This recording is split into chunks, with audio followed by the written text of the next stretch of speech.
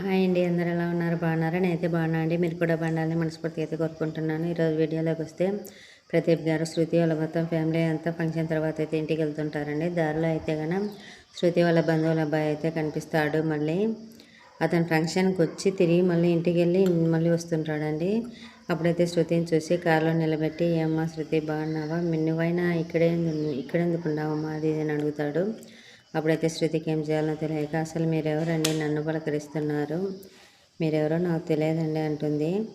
అవునమ్మా అనేసి, సారీ అమ్మా, నువ్వు మా బంధువుల అమ్మాయి అనుకున్నాను అని అయితే అంటాడు. కాదండి నేను అని అంటుంది. అప్పుడైతే ప్రదీప్ గారికి అయితే చిన్న అనుమానం అయితే వస్తుందండి. ఈ అమ్మాయికి తను ఏదో బంధువులాగా ఉన్నట్టున్నాడు, కానీ తాను దాస్తుంది అనుకుంటాడు. తన ఇంటికి వెళ్ళిన తర్వాత ఏమడుగుతాడు అనేది అయితే రేపు వీడియోలో తెలుసుకుందాము.